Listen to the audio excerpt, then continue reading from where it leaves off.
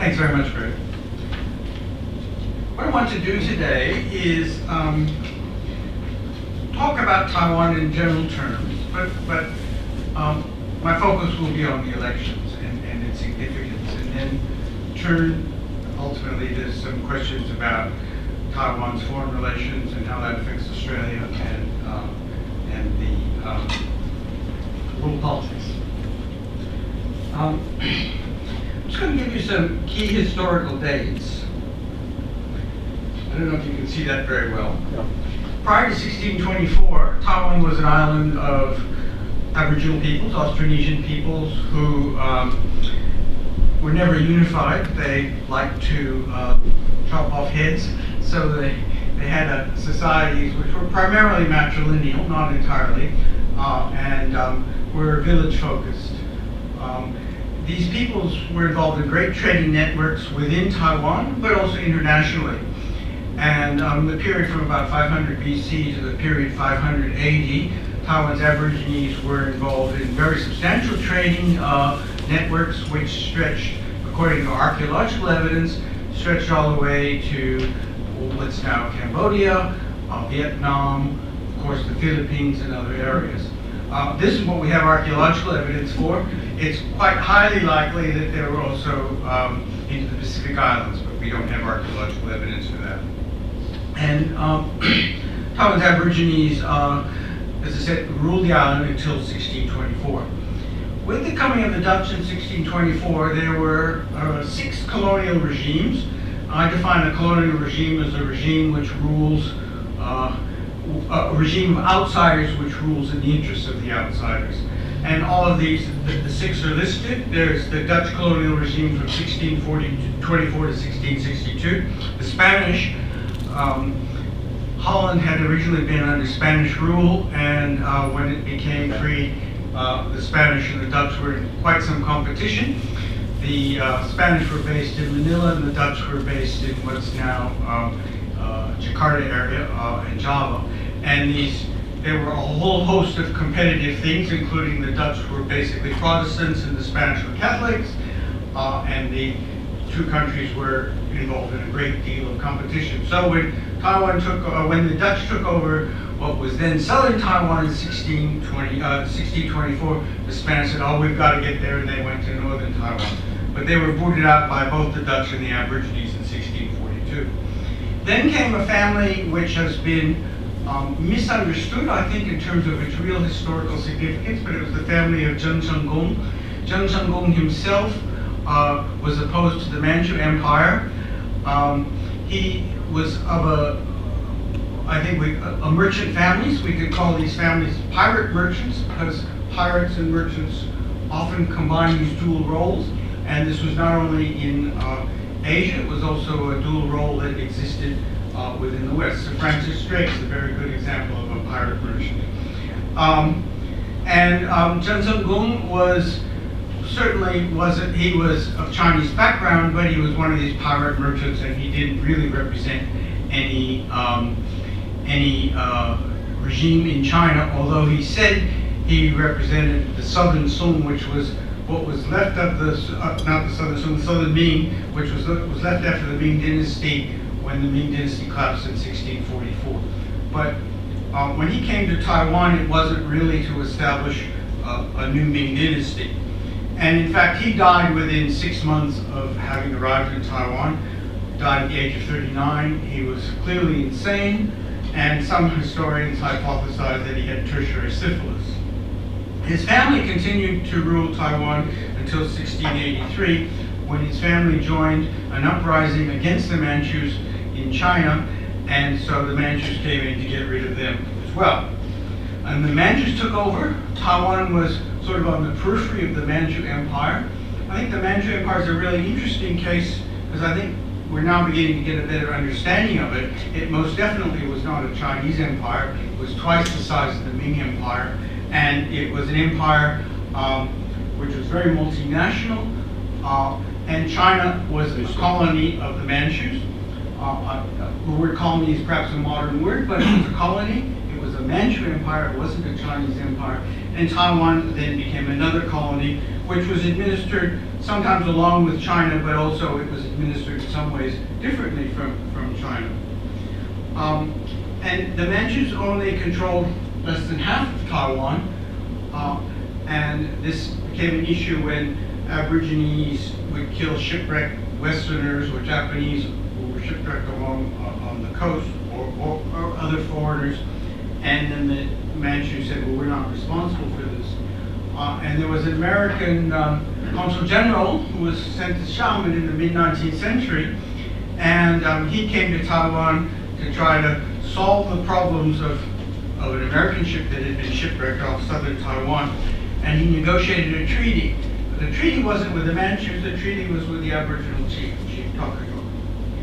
The Japanese took over Taiwan in 1895 and had a 50-year colonial regime, and then Taiwan was taken over by the Chinese nationalists under Chiang Kai-shek, and then later by his son. Now, I will argue that's also a colonial regime. It's not a completely new way of looking at it, but I think it gives a clear perspective. And if you're interested, I'll show you later. I've got another slide which I'm not planning to show you, but if you're interested, I'll show you, showing 6 similarities between the Japanese regime and the Chiang Kai-shek regime and Jiang Jingguo regime. Now, in terms of democratization, I've got some key dates. There's the dictatorship from 1945 to 1988, which were the years that Chiang Kai-shek and his son Jiang Jingguo were in charge. And democratization in Taiwan took place after that, when Lee Teng-hui became president. It's a complex process, and I've written a long book about it, so I'm not going to spend a lot of time. But Lee Teng-hui was president from 1988 until 2000. He won the first popular election for president, which was in 1996. In 2000, surprisingly, against split opposition, the opposition president, Chen Shui-bian, won in 2000 against two opponents, and he won an absolute majority in 2004. And this was the first time an opposition member had defeated the Kuomintang, which had evolved, at least to some extent, as a Democratic Party under President Lee Teng-hui. However, under President Chen Shui-bian, the legislature always remained under the control of the Kuomintang alliances. Then in 2008, President Ma Ying-jeou won, and so there was the second turnover of power. He won re-election in 2012, and then this election took place in 2016, and we had the third turnover of power, and Tsai Ing-wen has been elected president. She actually was inaugurated on May 20th, so there's quite a long transition period. We can talk about the reason for that, and everyone agrees it's wrong, but it's there. And there's a new solid majority of the DPP in the legislature, and that's already in power. So why was 2016 important? It was the first time that the DPP had really won overwhelmingly at the central level. So as I said, Chen Shui-bian won in a three-way race. He won 39.3% of the vote. And in 2004, he won by 228, I'm sorry. 228 is a very significant number in Taiwan. In February 28, 1947, was the name of an uprising. It was a democratic movement. But anyway, the nationalists under Chiang Kai-shek came in and brutally killed probably over 20,000 of Taiwan's leaders and youth. So 228 was an interesting date to come up. In 1980, again on 228, February 28th, a murder case took place where a political prisoner's wife and daughters were murdered. And in 2004, actually, there was also an important campaign that took place on 228, and then the election result was 228% of 0.228%. The KMT former vice president said this number 228 keeps coming up in our history. 2008, Mine Joe won in by 58.45%. This was a huge landslide victory. And then 2012, people were already becoming a bit concerned about his presidency wasn't working well. But Tsai Ing-wen was then in 2012 the candidate. She wasn't a good candidate, and Ma won by 51.6%. Then I'm going to talk a bit more about this, but basically in 2014 there was the Sunflower Movement, which was to criticize a proposed cross-strait services and trade agreement. And this created quite a bit of strong, we'll talk about it in a minute anyway, but a strong civil unrest and what's the word I want? Civil movement. At that time, the KMT had a huge loss in the local elections, and now in this election, the KMT lost very badly. The DPP won, and we're going to talk about that now. Now, in the presidential election, as I said, Tsai won 56% of the vote. This, I'm sorry, the map is a bit on the side. There's one I was able to pull off a newspaper, so it's a bit hard. So pretend you're looking from the east, and you can see there are only 4 units where the KMT won the election in the presidential election. These are Hualien and Taitung on the east coast, which have always been a bit more pro-KMT, and Jinmen and this is Mazu, Lianzhang County, which are very, very tiny offshore islands. So that they count officially as counties. So there's only 4 units where the KMT won, and these are 4 of the smallest units. Everywhere else, Tsai Ing-wen defeated, and she won almost twice as many votes as the KMT candidate. Now in the legislature, this map, I'm sorry, I took it off. I couldn't find it in the, on the net, so I took a picture of it, and it's not too bad for that, is it? What I wanted to show you was, again, what this is all the different counties and municipalities, and you can't really see it, but from this area south, make sure I get it right, from that area south, the DPP did not lose a single seat, not one. In fact, they won the seats on the East Coast too. So this is remarkable. So the DPP's area of strength has been the South. This is for the district seats. There are 2 types of seats in the legislation, district seats and party votes. This is for the district seats. They didn't lose a single seat. And the other places, there's a mix. So I just wanted to show you that just to show you how overwhelming this victory was. Now, why did the DPP win such a landslide? I've got 3 slides for this. First of all, the KMT proved to be incompetent. The economy just didn't really grow during its 8 years, and Mine Joe had run for office on the basis that we can run the government, unlike the incompetent DPP. I've heard that, if any of you have been listening to Question Time lately, you might have heard a similar thing from the current government we have here in Australia, talking about the opposition. Now, whether they're right or wrong, I don't want to comment, but in this case, the government proved incompetent. There were scandals, the economy didn't grow, there was a sense of feeling that only the really wealthy were doing well and everyone else was suffering.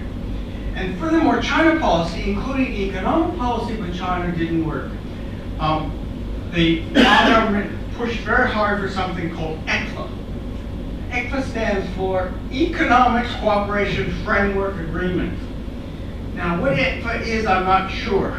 I've asked a lot of senior politicians at the time, is it a free trade agreement? Some said yes, some said no. Some said no, it's not a free trade agreement, it's only a framework. So even the leaders of the government pushing this didn't quite know what it was. Was it something that had to be set up before Taiwan could set up other agreements? Again, there was very mixed perspectives about that.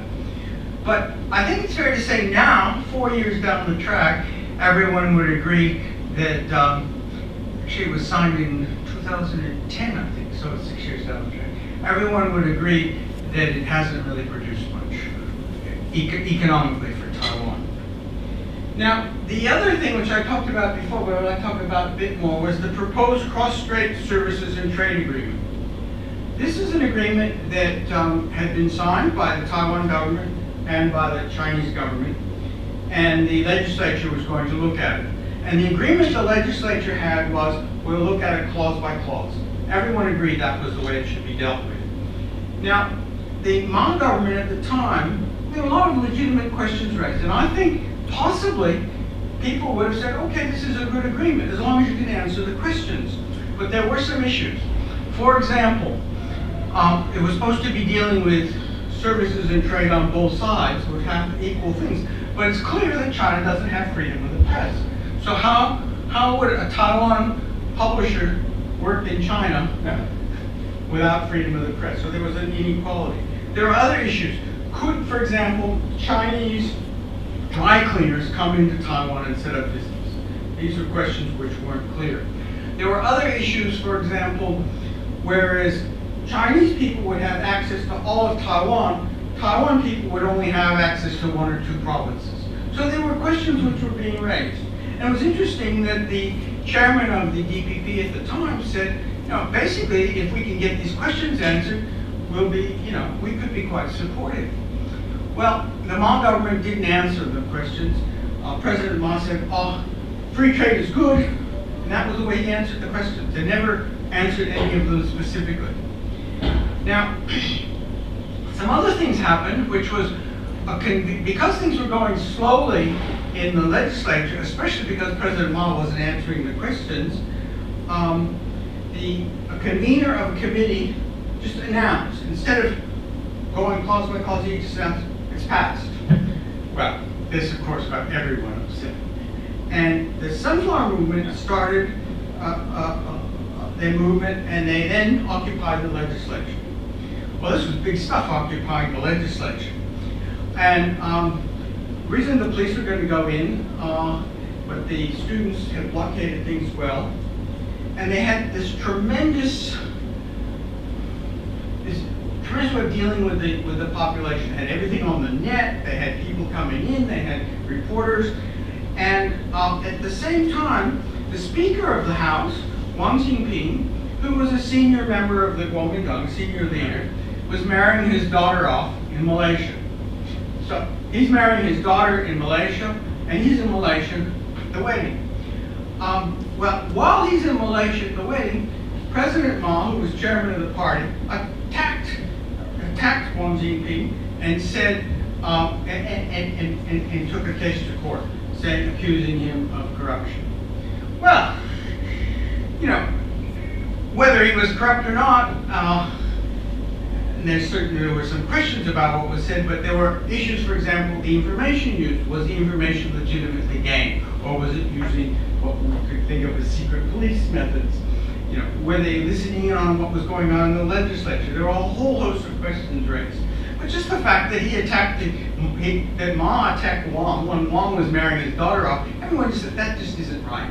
If someone's getting married and they're overseas, you should you shouldn't be doing it at that stage. And that's exactly when Ma attacked Wang. Well, Wang obviously got on the phone with his lawyers. He got back to Taiwan, and he really fought back.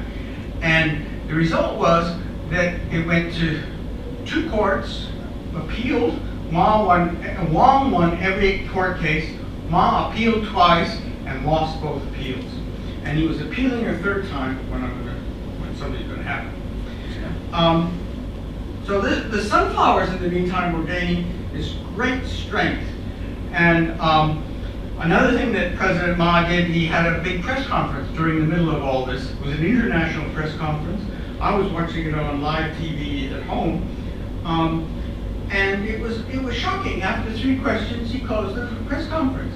Well, I'll tell you, the international and domestic reporters weren't very happy with that, and he was forced to reopen the press conference. But basically, he didn't answer the questions. So you've got a president who is now incumbent. In November 2014, the local elections were a total disaster for the KMT, and the DPP did extraordinarily well. And then finally, in terms of the election itself in 2016, none of the senior people in the Kuomintang wanted to run. And so this woman who was deputy speaker put in, and she met the requirements. She had sufficient support in the polls and things, so she was nominated to be the presidential candidate. Well, even in a Taiwan context, she was so pro-China that all the legislative candidates just could see themselves losing the election. She said things like, when we're talking a few minutes about Taiwan's original policy towards China, which was called 9-2 consensus, one China but different interpretations. She said, we don't need different interpretations. She said, one China, the same interpretations. Well, this was a disaster electorally.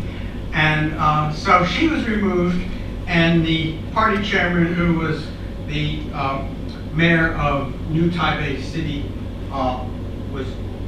ran instead of her. Actually, I think he was a potentially really strong candidate, because by the time he became candidate, he already was too weak. In addition, and this was his fault, he chose a horrible person to be his vice presidential candidate.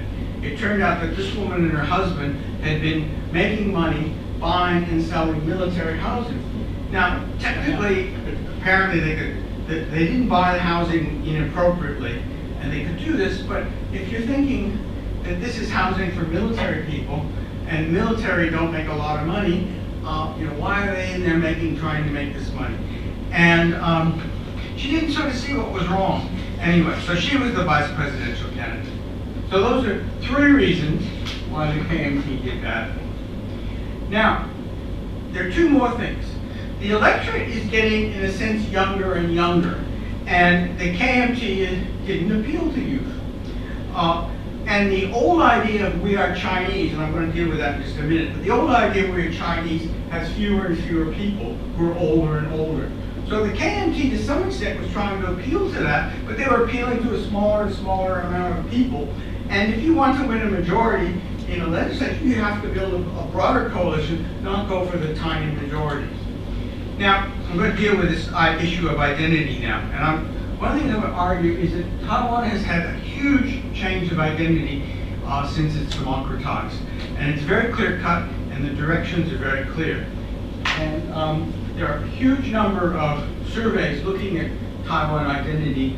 And this one is from the Election Survey Center at National Taiwan University. And I like it because it's not political, it's not sponsored by someone who's political, it's an academic objective one. But the trends are the same in all of them. The absolute numbers might vary, they might offer somewhat different options, but these trends are common to every single survey dealing with Taiwan identity. So basically, you have three choices in this survey. Are you Chinese, are you Taiwanese, or are you both? Now, let's take the are you Chinese, which is this blue line here. You can see when this survey started in 1992, about 1 in 4 people said, I'm only Chinese. And just look at how that's gone. It's just gone right down. It's right now 3.3%. I mean, it's nothing. Now, this is the magenta line. It's pretty much, that's the both. I'm both Taiwanese and Chinese. Now this number was the leading number for quite a long time, and it was in the 40s. It's now dropping now to the low 30s. And then this green line, which is amazing, is of course I'm Taiwanese. And this number went from about 1 in 6 in 1992. Now it's 60%. And what's interesting is, where did it break the 50%? It broke the 50% after Ma Ying-jeou was inaugurated. So here's the most recent president who sort of pushed we're Chinese, although he didn't push it in the initial election. He only pushed it afterwards. But after that, the amount has gone over 50%.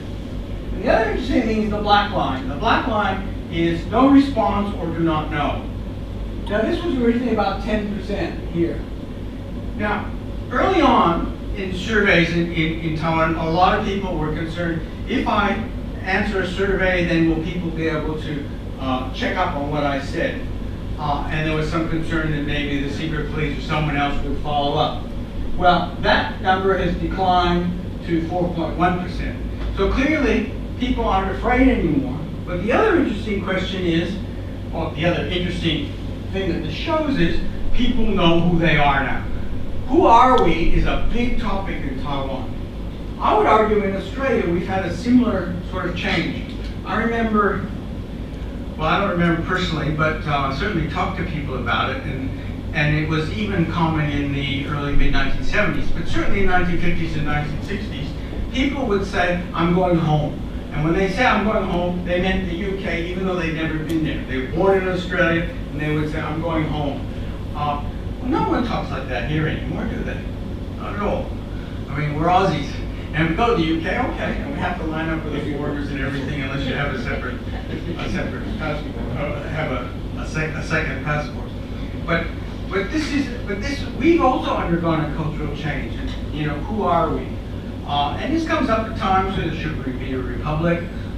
What should be our national anthem, etc. So these are sort of issues that are linked. But in Taiwan, these are issues people talk about all the time. So okay. Now, we can come back to that if you want. Now, the third sort of set of reasons are reasons mainly about Tsai Ing-wen. So I've said in 2012 she wasn't a good candidate, and she improved considerably. Now, this isn't an automatic thing. I think many of us can remember how Tony Abbott said, I got the message, I will improve. Well, he didn't, did he? And he was booted. But Tsai Ing-wen really did improve. In 2012, she had a very narrow grouping of people that were her senior advisors. They tended to be junior, and a lot of people were excluded from the campaign who should have been brought in. Well, in 2016, much broader numbers of people, and she's listening to these people. And I think that was one sort of aspect of being very good, broadening the scope of advisors and listening to a much wider range of opinion. She improved her speaking and debating skills. And she learned to pick really competent people. And she learned to time the appointments well. So her appointment of the vice presidential candidate, Chen Jianren, was unanimously approved. He was an academic. He was vice head of the Academia Sinica, which is the big research institute in Taiwan. He was a specialist in public health and was a really, person who done a lot of good things. He helped with SARS and other things in Taiwan, and it was a very, very, it wasn't a political figure, but it was very, very, he received huge approval within Taiwan.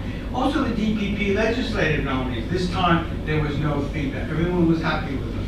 And part of it was a timing thing. So, I think another thing which I didn't put up there, but which is relevant, is I think she's learned to be a bit more political. She was a very sort of a private person, and I think she still is. But she understands if you're going to be a Democratic politician, you have to talk to people, you have to deal with them. Sometimes they're going to touch you, and you just have to accept that. And I think she's learned to do that. Now, what's Taiwan's China policy? Well, first of all, what's Tsai's China policy? I think it's maintain the status quo. That's what she says. People say, what is the status quo? Well, it's the same as it is now. We'll try to pull that apart in a minute. But what she has not accepted is the so-called 92 consensus. And I was going to talk a bit about this. The 92 consensus basically is one China, respective interpretations. Now, this one China comes about from the KMT, which has originally had a strong Chinese orientation. And this term 92 consensus comes about from meetings which took place in 1992. And the first real meetings were in 1993, but there were meetings in 1992. And it was said that this one China, different or respective interpretations came about at that time. However, what's interesting is everyone agrees who was involved that there was no agreement. And a person that was involved from the Taiwan side is a man named Su Qi, admitted that in 2000 he created this term. He created this term 92 consensus because he thought it would help understanding. the KMT itself didn't emphasize this term until the 2001 legislative elections. And all this time, from 2001 for the next few years, all the time the KMT was sort of saying, oh, we've got the 92 consensus. China said, we don't accept any 92 consensus. It was only in 2005 when Lin Jian, who had been the KMT candidate in 2004, when he went to China, then the agreement said something about accepting the 92 consensus. But in fact, this 92 consensus didn't exist. And it's not in Taiwan's interest to accept being part of one China. And that's why the China's been pushing it. And that's why Tsai has refused to accept it. And I would argue, certainly everyone in the DPP and almost a large majority of Taiwan's population would not accept that Taiwan is part of China. Let's just do a couple more things. I want to emphasize that Taiwan is a democratic power, and that it's a power. That its democracy is something that's very valuable and important to us in Asia. In Asia today, we only have 4 consolidated democracies. Those are India, Japan, South Korea, and Taiwan. Or you could say maybe Indonesia, Mongolia, and the Philippines are becoming democratic, but they're not consolidated. And I think there's a way to go before they are. The other thing I'd like to point out is Taiwan is a middle power. It's not some tiny little space. Its population is the same as ours here in Australia. And that means its population is greater than 3/4 of the world's nations. Its territory is also greater than 2/5 of the world's nations. We tend to think of Taiwan as small, but it isn't. It's bigger than 2/5 of the nations. Taiwan has a very advanced economy. It has a high standard of living. It has quite substantial and advanced military forces. So Taiwan is a middle power, and I think it's important for us to think of it that way. Too many people are talking, oh, we're so tiny, but they're not. And I think that that's one of the things that people in Taiwan have to develop as well as others. Now, Taiwan and Australia. I would argue, and those of you that have been in government, please don't hit me over the head quite yet. I would argue that, like the US and other major democratic powers, in fact, we have a one China, one Taiwan policy. We won't announce it, we won't admit it, but we have it. We have representative offices, which are the equivalent of embassies on both sides. We have equivalent consulates. They certainly have them here. I don't think we have a consulate in Taiwan. There's trade. There's legal agreements and legal exemptions for tax, for example, for representatives on both sides. Both sides have diplomatic bags, which are sort of a crucial factor. So, in fact, we have a one China, one Taiwan policy, even though we don't admit it. With trade, these figures are probably a bit out of date, but Taiwan is, Australia is Taiwan's 15th largest export market and Taiwan's 10th largest source of imports, while Taiwan is Australia's 7th largest export market and 14th largest source of imports. I think Australia is closely aligned with the US on Taiwan, including, according to WikiLeaks, sharing intelligence. And I don't think I'm telling any secrets out of court to tell you. Right now, we're looking very carefully and expecting to develop a free trade agreement with Taiwan in the near future. Almost finished, and we'll open it up for questions. I'd also like to stress that Taiwan is a nation state. By the key international law on this, which is the Convention on Rights and Duties of States, which was signed in 1933 in Montevideo, Article 1 says, this is a direct quote, "The state as a person of international law should possess the following qualifications. A permanent population, B, a defined territory, C, government, and D, the capacity to enter into relations with other states." Now, Taiwan clearly has all 4 of those conditions. There's not a single one that's missing. Furthermore, Article 3 says something we tend to forget, but which I think is really important, and that is the political existence of the state is independent of recognition by other states. So as long as you have the ability to have diplomatic relations, it doesn't matter whether you actually have them or other states recognize you. And I would point out the United States wasn't recognized by Britain for a long time after the Revolution. And I've argued, in fact, if all 22 of Taiwan's current formal diplomatic allies broke relations with Taiwan, that might actually be good because it would establish a new basis for Taiwan to consider its international relations. Now, I personally see China as an assertive and even an expanding dictatorship. And I think we see this in terms of the rhetoric of Taiwan, but we also see it in terms of the South China Sea and actions in the East China Sea, where historically China has really no basis for claiming those areas. And it's interesting that I think the democratic powers, certainly in the Asia or Indo-Pacific region, are beginning to cooperate in informal alliances. This includes U.S., Canada, Japan, South Korea, India, Australia. You can see the leaders of these countries have been meeting quite regularly. There's a lot of discussion.